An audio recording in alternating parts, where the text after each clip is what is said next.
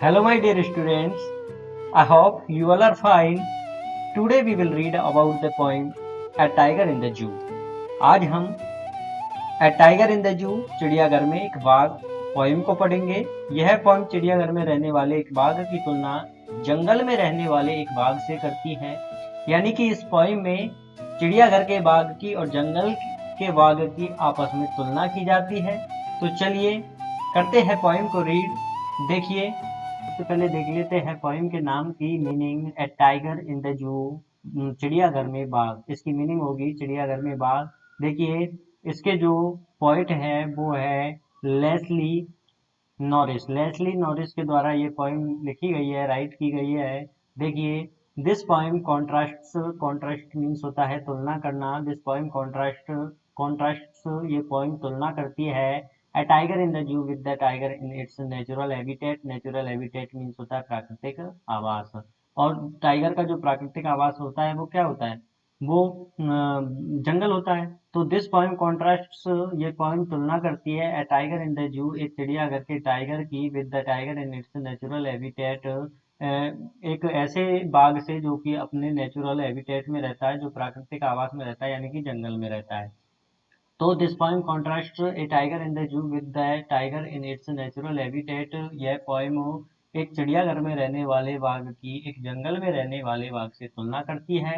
The poem moved from the zoo to jungle. यह poem चिड़ियाघर से जंगल की तरफ चलती है। And back again to the zoo, और फिर वापस लौट करके चिड़ियाघर की तरफ आती है। Read the poem silently once, एक बार पोएम को बड़ी शांति से पढ़िए। एंड से, और कहिए which stanza speak about the tiger in the zoo, कौन सा स्टेंजा चिड़ियाघर के टाइगर की बात कर रहा है। And which one speak about the tiger in the jungle, और कौन सा स्टेंजा जंगल के टाइगर की बात कर रहा है। तो चलिए देखते हैं, पोएम को रीड करते हैं और देखते हैं कि भाई कौन सा स्टेंजा चिड़ियाघर के टाइगर की बात कर रहा है और कौन सा स्टेंजा जंगल के टाइगर की बात कर रहा है। तो चलिए करते हैं पोएम को रीड। देखिए, he stalks in his vivid stripes the few steps of his cage on pads of velvet quiet in his quiet rage। देखिए, जो पॉइंट है वो कह रहे हैं ही यहाँ पर आया है टाइगर के लिए। स्टाक्स मीन्स होता है विचरण करना या चलना। विविड स्ट्राइप्स मीन्स होता है बहुत ही चमकीली धारियां, जो कि आपने देखा होगा टाइगर की बॉडी पर बनी हुई होती है, चमकीली धारियां बनी हुई होती है। द फ्यू स्टेप्स, जितने कदम वो चल सकता था उतने कदम। Of his cage, cage means होता है पिंजरा। ऑन पैड्स, पैड्स से यहाँ पर मतलब है जो बाघ के पंजे है नीचे के, उनके नीचे जो गद्देदार बाघ है उससे। वेलवेट क्वाइट यानी कि शांत मखमल। इन हिज क्वाइट रेज, और उसका शांत क्रोध। तो देखिए, पॉइंट कह रहा है he stalks in his vivid stripes the few steps of his cage. वह अपने पिंजरे में जितना अधिक वह चल सकता है उतना अधिक अपनी चमकीली धारियों के साथ में चलता है। On pads of velvet quite, और उन शांत मखमल जैसे पैरों, यानी कि जो पंजे थे उसके, जो शांत मखमल जैसे पंजे थे उनसे चलता है। इन हिज क्वाइट रेज, अपने शांत क्रोध के साथ में। तो देखिए, पॉइंट कह रहा है कि चिड़ियाघर का बाघ पिंजरे में है, उसके घूमने फिरने का स्थान सीमित है, उसकी चमकीली व रंगीन धारियां उसके युवा होने का प्रमाण है, और उसके मखमल से गद्देदार जो पैर है वो शांत है, वह अंदर ही अंदर क्रोधित है क्योंकि वह परतंत्र है। ठीक है, तो इसका जो भावार्थ हुआ वह यह हुआ कि परतंत्र होने का दर्द हमेशा अंदर छिपा रहता है। परतंत्रता प्राकृतिक गुणों को भी व्यर्थ कर देती है। यानी कि जो बाघ है वह घूमना चाहता है, वह अपना जीवन जंगल में जीना चाहता है, लेकिन वह चिड़ियाघर में बंद होने के कारण अपनी सारी स्वतंत्रता खो चुका है और परतंत्रता की बेड़ियों में बंध चुका है। ठीक है, तो हमने देखा कि पहला जो स्टेंजा था वो चिड़ियाघर के बाग की बात कर रहा था। चलिए देखते हैं दूसरे स्टेंजा को। He should be lurking in shadow sliding through long grass near the water hole where plump deer pass. देखिए, पॉइंट कह रहा है he should be lurking in shadow, उसे भी अंधेरे में, उस जो चिड़ियाघर का बाग है उसे भी अंधेरे में, शैडो, शैडो मीन्स होता है परछाई, यहाँ पर अर्थ लिया गया अंधेरे से, तो उसे भी अंधेरे में लकिंग करना चाहिए। लकिंग मीन्स होता है किसी शिकार के लिए छुप करके बैठना, तो उसे भी अंधेरे में छुप करके बैठना चाहिए। स्लाइडिंग थ्रू लॉन्ग ग्रास, एक लंबे घास में से फिसलते हुए, नियर द वाटर होल, उस जलाशय के पास में, भेयर प्लम्प डियर पास, जहाँ पर प्लम्प, प्लम्प मीन्स होता है गोल मटोल, डियर मीन डियर हिरन, जहाँ पर की गोल मटोल, जहाँ से होकर के गोल मटोल हिरन गुजरते हैं। पोइट कह रहा है कि उसे जलाशय के समीप जहाँ से गोल मटोल हिरन गुजरते हैं वहां उसी लंबी घास के बीच से सरकते हुए अंधेरे में हमला करने के लिए छिपकर बैठना चाहिए। मतलब कि उसका जो अर्थ है कहने का वो है कि जंगल का बाघ स्वाभाविक रूप से यानी प्राकृतिक जीवन जीता है और शिकार करता है, उसी प्रकार इस चिड़ियाघर के बाघ को भी शिकार करना चाहिए। लेकिन क्या ये पॉसिबल है? नहीं। कैसे पॉसिबल है? चिड़ियाघर का जो बाघ होता है वह स्वतंत्र थोड़ी ना होता है जंगल के बाघ की तरह, वो तो परतंत्र होता है। वो परतंत्रता की बेड़ियों में जकड़ा हुआ होता है, उसका जो दायरा होता है वो बहुत सीमित होता है, इसलिए वो ऐसा सब कुछ नहीं कर सकता। ठीक है, तो चलिए आगे देखते हैं अगले स्टेंजा को। तो देखिए सेकंड स्टेंजा में बात की गई थी जंगल के बाघ के बारे में कि जंगल का जो बाघ है वह छुप कर के जलाशय पे जो गोल मटोल हिरन होते हैं जो पानी पीने के लिए आते हैं, उनका शिकार करने के लिए वह स्वतंत्र होता है। इसी प्रकार जो चिड़ियाघर का बाघ है उसे भी शिकार करने के लिए स्वतंत्र होना चाहिए, उसके पास भी फ्रीडम्स होनी चाहिए। तो चलिए अब देखते हैं थर्ड स्टेंजा को। He should be snarling around houses at the jungle's edge, wearing his white fangs, his claws terrorising the village. देखिए जो पॉइंट है वो कह रहा है कि he should be smiling. Smiling means होता है गुर्राते हुए, यानी कि एकदम गुस्से से गुर्राना या दांत दिखा करके गुर्राना। He should be smiling around houses at the jungle's edge, उसे भी यानी कि ये जो थर्ड स्टेंजा है ये भी बात कर रहा है जंगल के बाघ की, कि जो जंगल का बाघ होता है वो जंगल के किनारे पर जो घर होते हैं उनके चारों तरफ गुर्राते हुए घूमने का फ्रीडम रखता है। इसी प्रकार जो चिड़ियाघर का बाघ है उसे भी जंगल के किनारे पर जो घर है उनके चारों तरफ गुर्राते हुए घूमने की आजादी होनी चाहिए।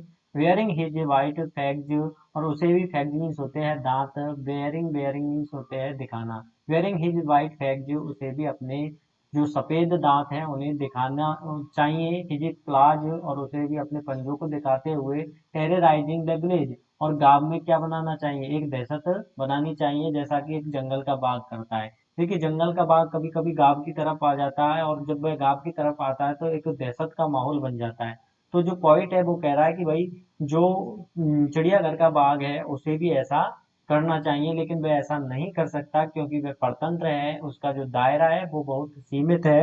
वो एक सीमित दायरे में बंधा हुआ है, उसका जो दायरा है वो अपने पिंजरे तक यानी कि अपने केज तक ही सीमित है। वह अपने पिंजरे की लंबाई तक ही, यानी जितना उसका पिंजरा लंबा चौड़ा है, जितना उसका पिंजरा है उसी के अंदर वह घूम फिर सकता है। चलिए देखते हैं फोर्थ स्टेंजा को। What he is locked in a concrete cell, his strength behind bars, stalking the length of his cage, ignoring visitors. देखिए पॉइंट कह रहा है but he is locked in a concrete cell, लेकिन वह तो यानी उसे ये सब कुछ तो करना चाहिए जो जंगल का बाघ करता है, लेकिन वह तो एक कंक्रीट सेल में बंद है, यानी कि एक कंक्रीट की कोठरी में बंद है। हिज स्ट्रेंथ बिहाइंड बार्स, और उसकी जो ताकत है वह बार्स मीन्स होता है सलाखे, और उसकी जो ताकत है वो सलाखों के पीछे दबी हुई है। Styling the length of his cage, वह इतना ही लंबाई तक चल फिर सकता है जितनी लंबाई उसके केज की है, यानी जितना उसका पिंजरा लंबा चौड़ा है उतना ही वह घूम फिर सकता है। इग्नोरिंग विजिटर्स, उन आगंतुकों को इग्नोर करते हुए, यानी वह नहीं चाहता कि कोई भी आगंतुक उसे देखने के लिए आए, वह जंगल में घूमना चाहता है, एक जंगल के शेर की तरह विचरण करना चाहता है। तो यहाँ पर देखिए जो पोएट है वो कहना चाह रहा है कि जो पिंजरे में बंद चिड़ियाघर के अंदर जो बाघ है उसे भी फ्रीडम होना चाहिए, एक जंगल के बाघ की तरह विचरण करने का, एक जंगल के बाघ की तरह घूमने का, शिकार करने का। जिस तरीके से जंगल का बाघ रहता है उसी तरीके से एक चिड़ियाघर के बाघ को भी रहना चाहिए। तो देखिए जो पॉइंट है वह कहना चाह रहा है कि जो चिड़ियाघर का बाघ है वह कितना दीनहीन दशा में है, वह परतंत्र की दशा हमेशा दयनीय है, उसकी जो परतंत्रता की दशा है वो दयनीय है, उसकी की सारी शक्ति क्षीण हो चुकी है, उसकी रुचि किसी भी चीज में नहीं है, उसके पास भी उस जंगल के बाघ की तरह फ्रीडम्स होनी चाहिए, उस जंगल के बाघ की तरह अधिकार होने चाहिए कि वह सारे के सारे जंगल में, पूरे जंगल में अब स्वतंत्रता के साथ में घूम फिर सके, शिकार कर सके। तो ये सब बातें कही गई है इस फोर्थ स्टेंजा में। तो ये फोर्थ स्टेंजा बात कर रहा है चिड़ियाघर के बाग के बारे में, फर्स्ट स्टेंजा बात कर रहा था चिड़ियाघर के बाग के बारे में, सेकंड स्टेंजा बात कर रहा था जंगल के बाग के बारे में, फिर थर्ड स्टेंजा बात कर रहा था जंगल के बाग के बारे में, और फिर फोर्थ स्टेंजा उसी ही चिड़ियाघर के बाग के बारे में बात करता है कि उसे वह जो चिड़ियाघर का बाग है वह कंक्रीट सेल में बंद है, सलाखों के पीछे उसकी शक्ति दबी हुई है, ताकत दबी हुई है, वह केवल अपने पिंजरे की लंबाई तक घूम सकता है और विजिटर्स को इग्नोर करता है। चलिए देखते हैं last stanza. He hears the last voice at night, the patrolling cars and stares with his brilliant eyes and the brilliant stars। देखिए जो पॉइंट है वो कह रहा है कि ही हियर्स, वह सुनता है, the last voice at night, रात को जो अंतिम आवाज सुनता है, द पेट्रोलिंग कार्स, वो आवाज होती है गश्त लगाती हुई कारों की। पेट्रोलिंग, पेट्रोलिंग मीन्स होता है गश्त लगाना। तो वह रात को जो अंतिम आवाज सुनता है गश्त लगाती हुई कारों की, and stars with his brilliant eyes, और वो ब्रिलियंट, ब्रिलियंट मीन्स होता है चमकीली, और वह अपनी चमकीली आंखों से एट द ब्रिलियंट स्टार्स, और उन चमकीले तारों को देखता है। तो यहाँ पर पॉइंट कह रहा है कि जो चिड़ियाघर में बंद बाघ है वह जो अंतिम आवाज सुनता है रात को, वह गश्त लगाती हुई कारों की आवाजें सुनता है, क्योंकि लेट नाइट को जो आवाज सुनाई देगी वो किसकी सुनाई देगी उसे, गश्त लगाती हुई कारों की। फिर वह आसमान की तरफ, जो चमकीले तारे हैं उनकी तरफ अपनी चमकीली आंखों से एकदम स्टेज, स्टेज मीन्स होता है टकटकी लगा करके देखना, तो एकदम से टकटकी लगा करके देखता है। तो यहाँ पर पॉइंट जो कहना चाह रहा है वो ये कहना चाह रहा है कि वो आसमान की तरफ चमकीले तारों की तरफ टकटकी लगा करके इसलिए देखता है क्योंकि वह एक आशा रखता है, वह कल्पना करता रहता है कि एक दिन ऐसा आएगा जब मैं भी उस जंगल के बाघ की तरह स्वतंत्र होऊंगा, मेरे पास भी फ्रीडम्स होगी, मेरे पास भी घूमने का अधिकार होगा, मैं इस जो ये चिड़ियाघर के जो सेल है, ये चिड़ियाघर की जो कोठरी है, उसका जो केज है, इनसे आजाद होऊंगा और एक जंगल के बाघ की तरह अपना जीवन जीऊंगा। उन जंगल के किनारों के मकानों तक जा सकूंगा, पास के गांवों तक अपनी दहशत फैला सकूंगा और पूरी तरह से एक स्वतंत्रता की जिंदगी जी सकूंगा, ऐसी वह आशा करता रहता है, कल्पना करता रहता है।